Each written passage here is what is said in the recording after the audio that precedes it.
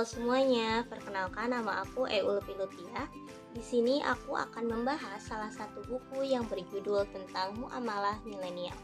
Buku ini itu bukan tentang ngebahas soal muamalah aja, tetapi mengajarkan bagaimana kita hidup harus lebih beretika, adil, dan sesuai dengan nilai-nilai syariat. Buku ini ditulis oleh Ibu Nur Izzati SEME dan Naurif Muhammad Ilyas SHM. Buku ini diterbitkan oleh Wikipedia pada tahun 2024 dengan nomor ISBN 9786234214826. Mari kita bahas setiap babnya untuk lebih mendalami dan memahami tentang buku ini. Pada bab 1 di dalam buku ini membahas tentang bagaimana ilmu syariah menjadi jalan dari Allah Subhanahu wa taala untuk umat manusia, di mana kata syariah itu berasal dalam bahasa Arab yaitu syariah yang berasal dari kata syara yang berarti jalan menuju mata air, di mana syariah itu juga bukan sekadar tentang sekumpulan aturan tetapi sebagai pedoman hidup yang mengatur bagaimana hubungan kita dengan Allah sekaligus bagaimana cara kita berhubungan dengan sesama manusia. Pada bab ini juga membahas tentang bagaimana muamalah sebagai bagian penting dari syariah yang sangat dekat dengan kehidupan kita sehari-hari, mulai dari jual beli, kerjasama, sampai etika dalam dunia usaha. Muamalah juga bukan tentang halal dan haram, tetapi tentang pentingnya aspek adabiah, yaitu adab dan akhlak, dan aspek madiyah agar manusia dapat mempraktikkan etika keadilan, kejujuran, dan akhlak dalam setiap interaksi. Selain itu, bab 1 di dalam buku ini juga membahas tentang bagaimana ijtihad, ijma, dan qiyas menjadi cara Islam menjawab berbagai persoalan baru yang terus bermunculan seiring perkembangannya zaman. Dengan ini, konsep muamalah tetap bisa menyesuaikan tanpa kehilangan nilai-nilai dasarnya. Jadi teman-teman, pada bab 1 di dalam buku ini itu kita diberitahu bahwa syariah itu bukan tentang aturan untuk umat muslim saja, untuk umat manusia saja, tetapi juga syariah itu untuk dijadikan pedoman hidup untuk setiap umat muslim. Dan muamalah itu juga bukan tentang halal dan haram, tetapi juga tentang bagaimana kita sebagai umat manusia untuk dapat mempraktikkan tentang etika, keadilan, kejujuran, dan akhlak dalam setiap interaksinya. Selain itu juga pada bab 1 ini kita juga diberitahu bahwa ijtihad, ijma, dan qiyas itu menjadi cara Islam untuk menjawab berbagai persoalan dalam era milenial atau era pada saat ini. Baik, mari kita lanjut untuk ke pembahasan yang kedua, yaitu tentang bab 2, di mana bab 2 pada buku ini itu menegaskan bahwa muamalah bukan sekedar aktivitas ekonomi, tetapi juga tentang etika, tanggung jawab, dan sikap sosial yang harus dijaga dalam kehidupan modern sekarang ini. Di mana bab ini juga menjelaskan bahwa bagaimana sih nilai moderasi beragama dan prinsip muamalah telah menjadi bagian dari masyarakat Indonesia sejak lama.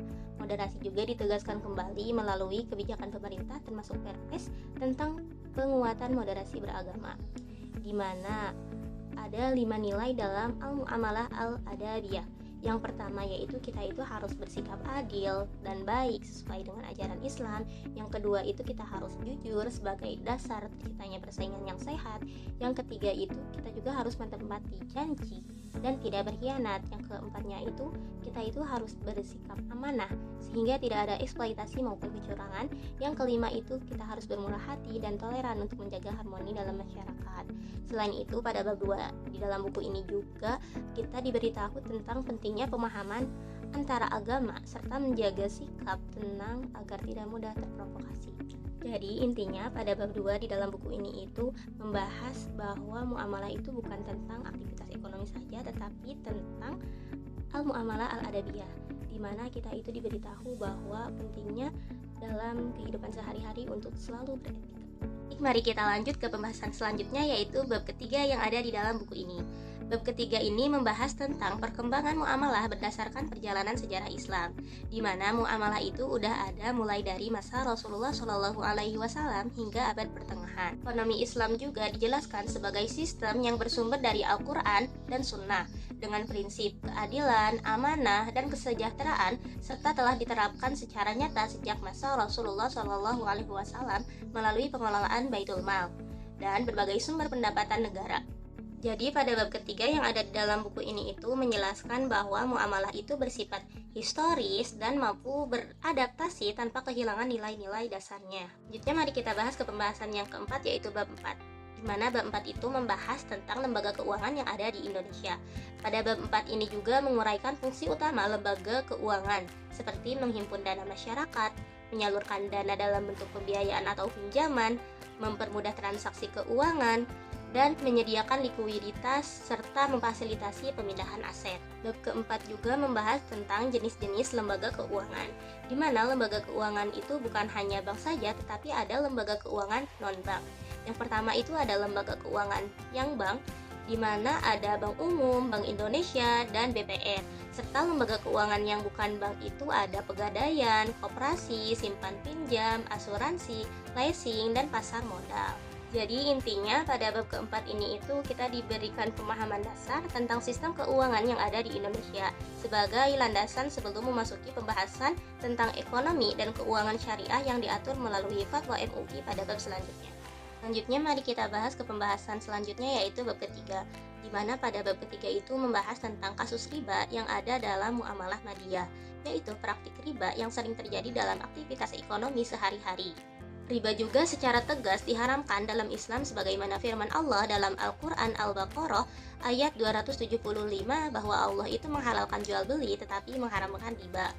Secara klasik para ulama menetapkan ada 6 barang ribawi, diantaranya yaitu ada emas, perak, dan bahan makanan pokok. Namun pada era modern pada saat ini itu riba itu bukan tentang komoditas tersebut saja, tetapi juga ada pada transaksi masyarakat lainnya seperti utang piutang, perbankan konvensional, kredit, hingga leasing. Jadi pada pembahasan bab kelima itu kita diingatkan kembali bahwa riba itu datang secara halus tanpa kita sadari. Oleh karena itu kita harus berhati-hati dalam bermuamalah dan melakukan transaksi yang sesuai dengan prinsip-prinsip syariah. Baik, selanjutnya mari kita lanjut ke pembahasan bab 6. Pada bab 6 ini membahas peran dan urgensi Fatwa MUI dalam mengatur praktik muamalah dan lembaga keuangan syariah yang ada di Indonesia. Fatwa MUI ini diposisikan sebagai pedoman penting bagi umat Islam agar ekonomi tetap sejalan dengan ajaran agama sekaligus aturan negara. Bab ini juga membahas tentang penerapan Fatwa MUI dalam berbagai sektor ekonomi modern seperti lembaga keuangan syariah, BMT, leasing, pegadaian syariah, dan jual beli online. Melalui fatwa tersebut, aktivitas ekonomi diarahkan agar berjalan adil, amanah, serta terhindar dari riba, boror, dan praktik yang dilarang syariah. Jadi intinya pada bab ke-6 ini itu kita diberitahu fatwa-fatwa MUI apa saja yang sejalan dengan ajaran Islam. Selanjutnya yaitu kita akan membahas tentang bab ke-7 yang ada di dalam buku ini.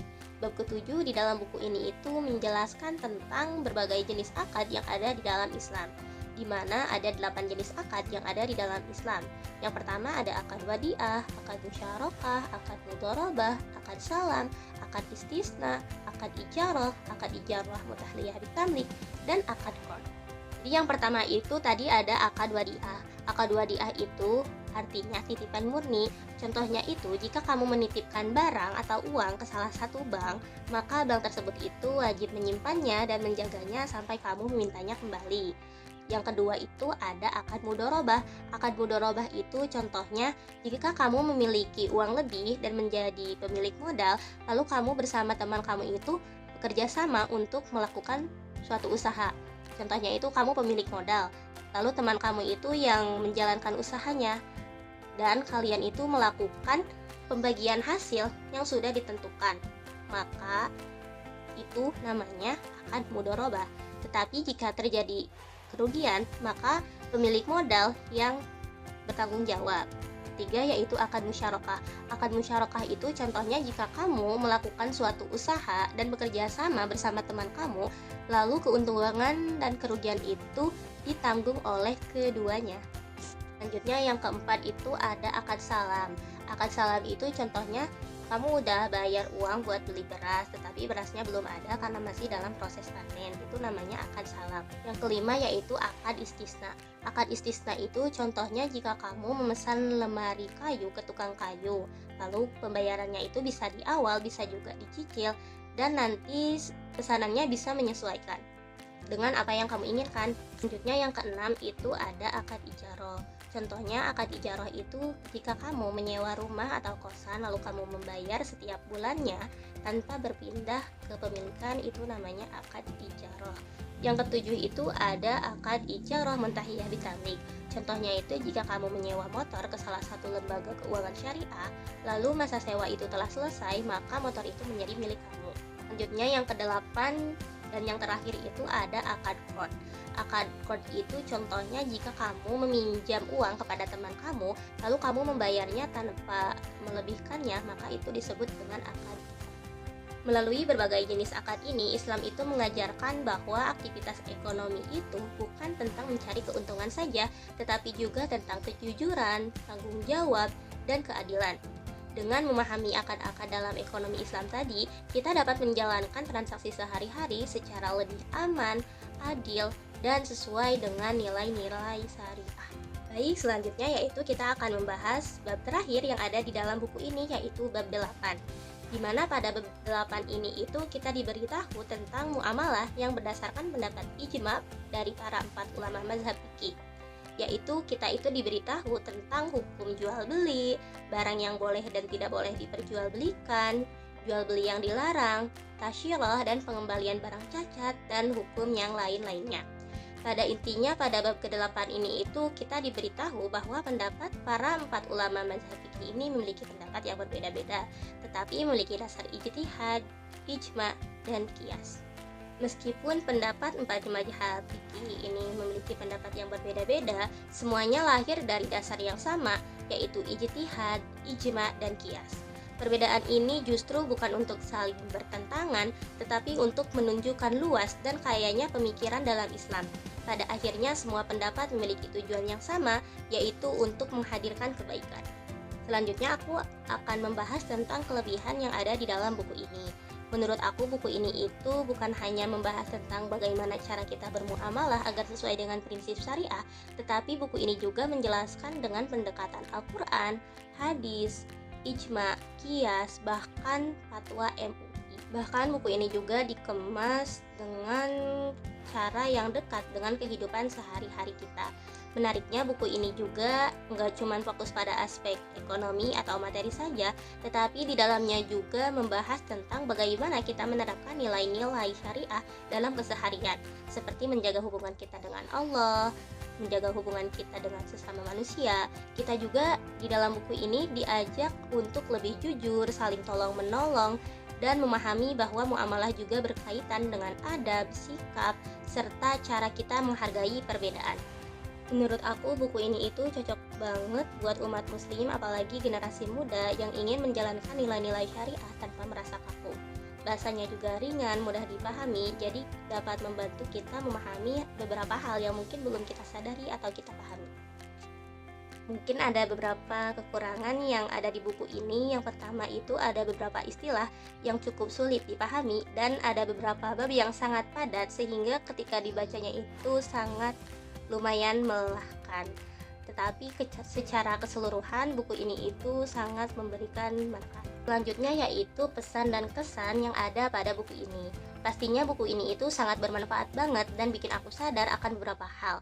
Salah satunya yaitu mengenai riba. Ternyata riba itu masih sangat banyak kita temui dan sangat penting untuk kita ketahui. Ayat-ayat Al-Quran yang disertakannya juga menarik dan bikin pembahasannya menjadi lebih kuat. Yang aku suka pada buku ini itu, buku ini nggak cuma ngebahas soal muamalah aja, tetapi juga mengajarkan aku bagaimana kita harus memanusiakan manusia, bagaimana kita harus lebih beretika, dan bagaimana kita harus menerapkan nilai-nilai syariah di dalam kehidupan sehari-hari. Jadi kesimpulannya buku ini itu layak banget buat dibaca, karena buku ini itu nggak cuma ngebahas soal muamalah aja, tetapi juga ngingetin kita buat hidup lebih adil, beretika, dan sesuai dengan nilai-nilai syariah. Terima kasih sudah meluangkan waktu untuk menonton video ini. Semoga video ini dapat bermanfaat dan menambah wawasan bagi kita semuanya.